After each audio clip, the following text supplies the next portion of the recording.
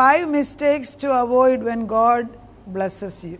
ദൈവം നമ്മളെ ഉയർത്തുമ്പോൾ ശ്രദ്ധിക്കേണ്ട 5 കാര്യങ്ങൾ. പാർട്ട് 2. കഴിഞ്ഞ ദിവസം ഇതിനെക്കുറിച്ച് തന്നെയാണ് പറഞ്ഞത്. ദൈവം അനുഗ്രഹിക്കുന്നൊരു ദൈവമാണ്. ദൈവം നമ്മളെ അനുഗ്രഹിക്കാൻ എപ്പോഴും ആഗ്രഹിക്കുന്നു. നല്ലവനായൊരു ദൈവമാണ്. നമ്മൾ പുറപ്പാടിനകത്ത് നോക്കുമ്പം കർത്താവിനെ ദൈവത്തിനെ കാണണമെന്ന് മോശ പറയുന്നൊരു ഭാഗമുണ്ട്. ആ ഒരു ഭാഗം വളരെ പ്രധാനം. കർത്താവ് ദൈവം തമ്പുരാൻ ദൈവത്തിനെ തന്നെ കാണിക്കുന്നു. അതായത് ദൈവം ആരെന്ന് ദൈവം തന്നെ വെളിപ്പെടുത്തി തരികയാണ്. ഈ പഴയ നിയമത്തിൽ ഓരോ ഭാഗത്തും നമ്മൾ നോക്കുമ്പം ദൈവം ആരേ എന്നൊന്നും അവൻ്റെ സ്വഭാവം എന്തെന്ന് നമ്മളെ മനസ്സിലാക്കിക്കാനാണ് പഴയ നിയമം മുഴുവൻ എഴുതി വെച്ചിരിക്കുന്നത്. അതുകൊണ്ടത് പഴയ നിയമം വേണ്ടെന്നാരും പറയുന്നത് ശരിയല്ല. How God's each character is depicted in the lifes of the Old Testament people. എങ്ങനെയാണ് ആ ദൈവത്തിന് ഈ പുതിയ നിയമത്തിൽ എങ്ങനെ നമുക്ക് വേണ്ടി സഹായിക്കാൻ സാധിക്കുമെന്നുള്ളത് വരുമ്പം നമ്മളതെടുത്ത് നോക്കിയാൽ പലപ്പോഴും നമുക്കതൊരു വലിയ ബലമായി മാറും. 33-ാം അധ്യായത്തിൽ ദൈവത്തിനോട് മോശ പറയുന്നുണ്ട്, എനിക്ക് തിരുസാന്നിധ്യം ഒന്ന് കാണണം, എന്നെ ഒന്ന് കണ്ടിട്ടേ ഞാൻ പോകത്തുള്ളൂ. മോശ ദൈവത്തോട് പറയുന്നു. അവർ തമ്മിൽ സംസാരിക്കുകയാണ്. മോശയിൽ ഇസ്രായേൽ ജനത രക്ഷിക്കാൻ പറഞ്ഞു വിടുകയാണ്. അപ്പോൾ മോശ ഒരു പ്രാർത്ഥന പ്രാർത്ഥിക്കും. ആകയാൽ എന്നോട് കൃപയുണ്ടെങ്കിൽ, ഇത് ഞാൻ വായിക്കുന്ന 33:13. ആകയാൽ എന്നോട് കൃപയുണ്ടെങ്കിൽ നിൻ്റെ വഴി എന്നെ അറിയിക്കണമേ. നിനക്ക് എന്നോട് കൃപയുണ്ടാകുവാൻ തക്കവണ്ണം ഞാൻ നിന്നെ അറിയുമാറണം. ഈ ജാതി നിൻ്റെ ജനമെന്ന് ഓർക്കണേ. അതിന് അവൻ, എൻ്റെ സാന്നിധ്യം നിന്നോടുകൂടെ പോരും, ഞാൻ നിനക്ക് സ്വസ്ഥത നൽകും എന്ന് അരുളി ചെയ്തു. അവൻ അവരോട്, തിരുസാന്നിധ്യം എന്നോടുകൂടെ പോരുന്നില്ല എങ്കിൽ ഞങ്ങളെ ഇവിടെ നിന്ന് പുറപ്പെടുവിക്കരുത്. എന്നോടും നിൻ്റെ ജനത്തോടും കൃപയുണ്ടെന്നുള്ളത് എന്തിനാൽ അറിയും? നീ ഞങ്ങളുടെ കൂടെ പോരണം, നീ ഞങ്ങളുടെ കൂടെ വന്നാലേ ഞാൻ പോകത്തുള്ളൂ എന്നാണ് പറഞ്ഞത്. അർത്ഥം, this is one of the best request. ഇത് നമ്മളും ദൈവത്തോട് ദിനംപ്രതി പ്രാർത്ഥിക്കേണ്ടി ഇങ്ങനെ തന്നെയാണ്. ശരിയാണ്, നമ്മൾ ആത്മാവുണ്ട്, പക്ഷെ നമ്മൾ റീഎൻഫോഴ്സ് ചെയ്ത് പറഞ്ഞില്ലെങ്കിൽ നമ്മൾ മറന്നുപോകും. പരിശുദ്ധാത്മാവ് ഇല്ല ശക്തനെ പോലെ ദുഷ്ടനെ പോലെ അടിച്ചു പേടിപ്പിക്കൂല. Is very sensitive. നമ്മൾ ചോദിച്ചാലേ പരിശുദ്ധാത്മാവ് അനങ്ങത്തുള്ളൂ. അത് അറിഞ്ഞുകൊണ്ട് നമ്മൾ ചെന്ന് ചെവി അടിച്ചത് എന്ന് പറയത്തക്ക വിധത്തിൽ പറയാൻ പഠിക്കണം. ഇപ്പോൾ ഈ 34:6 ദൈവം തന്നെത്താനെ വെളിപ്പെടുത്തി കൊടുത്തത് ഇങ്ങനെയാണ്. മോശയെ ഒന്ന് കാണണമെന്ന് ആഗ്രഹിച്ചപ്പോൾ യഹോവ അവൻ്റെ മുമ്പാകെ കടന്നു. ആര്? ദൈവം തമ്പുരാൻ. ഘോഷിച്ചത് എന്തെന്നാൽ, യഹോവയായ ദൈവം കരുണയും കൃപയുമുള്ളവൻ, ദീർഘക്ഷമയും മഹാദയും വിശ്വസ്തതയുള്ളവൻ, 1000 ദയ പാലിക്കുന്നവൻ, അകൃത്യവും അതിക്രമവും പാപവും ക്ഷമിക്കുന്നവൻ. എങ്ങനെ പിന്നെ പോവുകയാണ്. അപ്പോൾ മെയിൻ ക്യാരക്ടർ എന്തുവാ? യഹോവ എന്ന ദൈവം കരുണയുള്ളവനെ, കൃപയുള്ളവനെ, ദീർഘക്ഷമയുള്ളവൻ, മഹാദയുള്ളവൻ, വിശ്വസ്തതയുള്ളവൻ. അന്യദേവന്മാർക്ക് ഇതിൻ്റെ അടുക്ക വരാൻ ഒക്കുമോ? അറിയാമോ? ഡബിൾ വർഷിപ്പേഴ്സൊക്കെ എന്താ, ദുഷ്ടശക്തികളൊക്കെ രക്തം ചൊരിയുന്നതിന് പാവം പിടിച്ച് പിള്ളേരെ ഉപദ്രവിക്കുന്ന കുഞ്ഞുകൊണ്ട്, സ്ത്രീകളെ, വെർജിനായിട്ടുള്ള സ്ത്രീകളെ കൊണ്ട് ഇതൊന്നും നമ്മുടെ ദൈവം ചോദിക്കുന്നില്ലല്ലോ. ദൈവം തൻ്റെ പുത്രനെ നമുക്ക് വേണ്ടി ഇങ്ങോട്ട് തരിക ചെയ്തത്. ഇത്ര സ്നേഹിക്കുന്ന ഒരു ദൈവത്തെ മറന്ന് എവിടെ പോകാനാണ്? നമ്മൾ ചോദിക്കണം, നമ്മളോട് തന്നെ ചോദിക്കണം. എങ്ങനെ നമ്മുടെ അടുത്ത തലമുറകൾ മാറിപ്പോകുന്നു കർത്താവ്? എവിടെയാണ് ആ വിടവ് വന്നത്? ആ വിടവ് ഇന്ന് യേശുവിൻ്റെ രക്തം കൊണ്ട് പൊതിഞ്ഞ് കഴുകിയിട്ട് കർത്താവ് പുതിയൊരു വഴി അവർക്ക് കൊണ്ട് മറ്റേ വഴി അടയ്ക്കണം. ഈ ആദ്യത്തിൻ്റെ സ്വഭാവത്തിൽ ഈ കനാന്യർക്കെന്നൊക്കെ പറയുമ്പം കനാന്യർ പിന്നെ അന്യവിഗ്രഹങ്ങളെ ഉണ്ടാക്കി. എന്താണ്?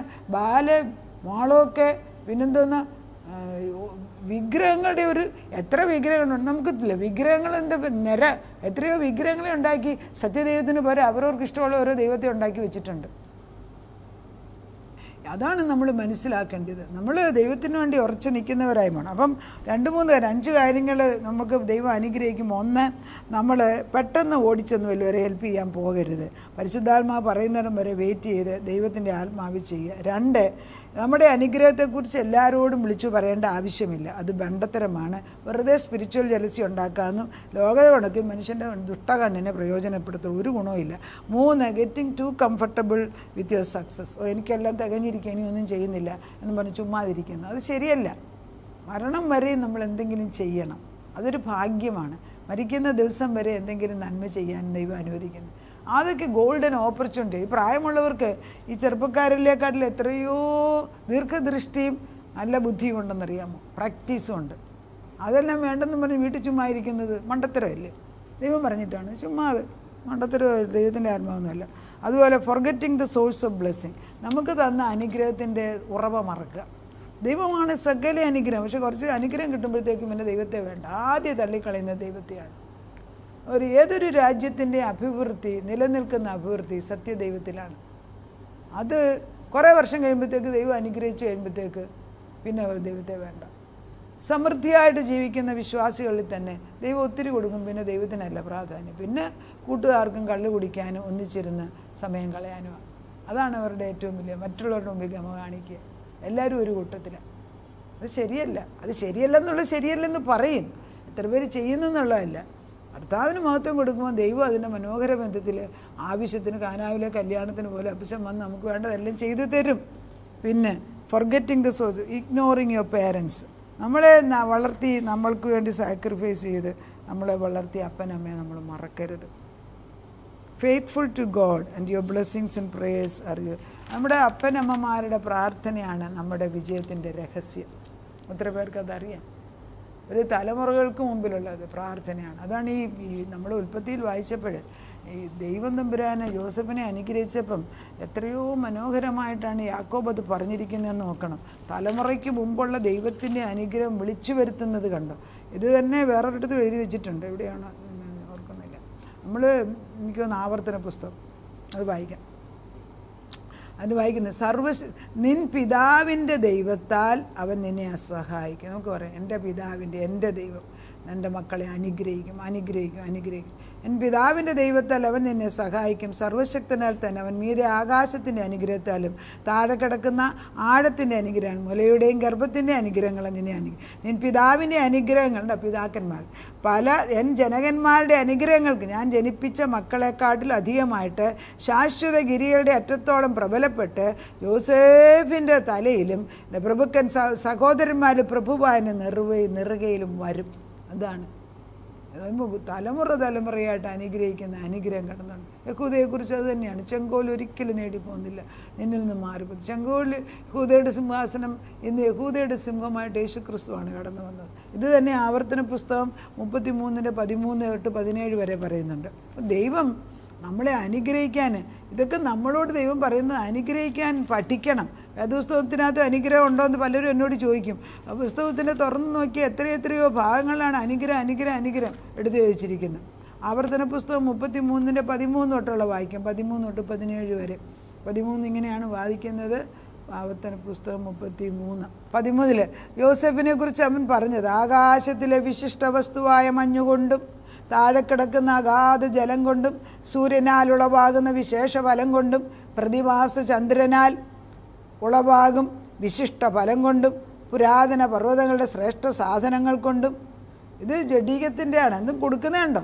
ശാശ്വത ശൈലങ്ങളുടെ വിശിഷ്ട വസ്തുക്കൾ കൊണ്ടും ഭൂമിയിലെ വിശേഷ വസ്തുക്കളും സമൃദ്ധിയും കൊണ്ടും അവൻ്റെ ദേശം യഹോവയാൽ അനുഗ്രഹിക്കപ്പെടുമാറാകട്ടെ. മുൾപടർപ്പിൽ വസിച്ചവൻ്റെ പ്രസാദം യോസേഫിൻ്റെ ശിരസിന്മേലും തൻ്റെ സഹോദരന്മാർ പ്രഭുവായന് നെറുകമേലും വരുമാറാകട്ടെ. അവൻ്റെ കടിഞ്ഞൂൽ കൂറ്റൻ, അവൻ്റെ പ്രതാപം, അവൻ്റെ കൊമ്പുകൾ കാട്ടുപോത്തിൻ്റെ കൊമ്പുകൾ.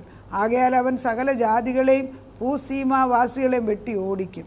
എന്തൊരു മനോഹരമാണ്, എന്തൊരു അനുഗ്രഹങ്ങൾ. ഇതൊക്കെ നമുക്ക് പറയാൻ പോലും അറിഞ്ഞുകൂടാ. അറിയാമോ? അനുഗ്രഹിക്കുന്ന ഒരു ദൈവം നമ്മുടെ മുമ്പിലുണ്ട്. ആ ദൈവം നമ്മളെ അനുഗ്രഹിച്ചിരിക്കും. നമുക്ക് പ്രാർത്ഥിക്കാം. അത് അനുഗ്രഹിക്കുന്ന ഒരു ദൈവം, ഓടി വന്ന് ഞങ്ങളെ അനുഗ്രഹിക്കുന്ന ഒരു ദൈവം മുമ്പിലുണ്ട്. ആ ദൈവത്തിൻ്റെ അനുഗ്രഹം പ്രാപിച്ചെടുക്കാൻ ഞങ്ങളെ ബലപ്പെടുത്തണേ കർത്താവേ. നീ അനുഗ്രഹം തരുമ്പോൾ അത് കൈനീട്ടി വാങ്ങിച്ചിട്ട് നമ്മളുടേതായിട്ട് പ്രാപിച്ചെടുക്കണം. വിനയത്തോടെ അത് വാങ്ങിച്ചെടുക്കുക. അത് നമ്മുടെ തലമുറകളിലേക്ക് പാസ് ചെയ്യണം. പാസ് ചെയ്ത് ഞങ്ങളുടെ മുൻ തലമുറകൾ പ്രാർത്ഥിച്ചതിൻ്റെ ബലത്തിലാണ് ഞങ്ങൾ നിൽക്കുന്നത്. നിൻ പിതാക്കന്മാരുടെ അനുഗ്രഹം, സർവശക്തൻ്റെ അനുഗ്രഹം, സ്വർഗാദി സ്വർഗത്തിലെ ദൈവത്തിൻ്റെ അനുഗ്രഹം കർത്താവേ ഞങ്ങളുടെ തലമുറകളിൽ വന്നു വീഴുന്നതിന് നന്ദി പറയുന്നു. ഈ അനുഗ്രഹങ്ങളെല്ലാം ഒരു സുനാമി പോലെ ഒഴുകുക അപ്പച്ച. ഈ അനുഗ്രഹം നദിക്കാതെ ഒരു കുളിച്ചു പൊങ്ങണം. സത്യദൈവത്തിൽ നിന്ന് മാറിപ്പോകുന്ന എല്ലാം എടുത്ത് മാറ്റിവെക്കത്തുള്ളൂ അപ്പച്ചൻ. അത് ചെയ്യുന്നതിന് സ്തോത്രം. ഒരു സ്ക്രീൻ ചെയ്യണം അപ്പച്ച. വേണ്ടാത്ത എല്ലാം അഴിഞ്ഞു പോട്ടെ. ദൈവത്തിൻ്റെ മഹത്വം വേറൊരാൾ എടുക്കാൻ അനുവദിക്കല്ലേ അപ്പച്ച. നീ ആത്മാവിൽ പ്രവർത്തിച്ചു കൊണ്ടേയിരിക്കുന്ന ദൈവം, തീഷ്ണമായിട്ട് പ്രവർത്തിക്കുന്ന ഒരു ദൈവം, യോസഫിൻ്റെ കൂടെ ഇരുന്ന ദൈവം, യഹൂദയുടെ കൂടെ ഇരുന്ന ദൈവം. കർത്താവേ നീ ഓരോ തലമുറയും കണ്ടുകൊണ്ട് ഇന്നും ഞങ്ങളെ പേർ ചൊല്ലി വിളിച്ച ദൈവമാകിയാൽ ഞങ്ങൾ നിന്നെ സ്തുതിക്കും. തലമുറയുടെ ദൈവം, പിതാക്കന്മാരുടെ ദൈവം, ഞങ്ങളെ അനുഗ്രഹിച്ചിരിക്കുന്ന സ്തോത്രം ചെയ്യുന്നു. ഞങ്ങളുടെ തലമുറകളെ നീ അനുഗ്രഹിക്കുന്നത് കണ്ടുകൊണ്ട് ഞങ്ങൾ നിന്നെ സ്തുതിക്കുന്നു. എൻ്റെ വലതു കൈ അവരുടെ തലമേൽ വെച്ച് എൻ്റെ ശാശ്വതമായ ഭുജം കൊണ്ട് അവരെ അനുഗ്രഹിച്ചു കഴിഞ്ഞ് കർത്താവെ, ആകാശത്തിലെയും ഭൂമിയിലെയും സകല സമ്പത്ത് കൊണ്ട് നീ അവരെ നിറച്ചു കഴിഞ്ഞിരിക്കുന്നതിനാലും ഏതിലുപരിയായിട്ട് ദൈവത്തിൻ്റെ മക്കളാക്കി അവരെ മാറ്റിയിരിക്കുന്നുള്ള ബോധം അവർക്ക് തിരിച്ചു കൊടുത്തതിന് നന്ദി പറയുന്നു. പ്രാർത്ഥനയായിട്ട് ഉത്തരം തന്ന ദൈവത്തിന് നന്ദി. യേശു ക്രിസ്തുവിൻ്റെ പുണ്യനാമത്തിൽ തന്നെ. ആമേൻ.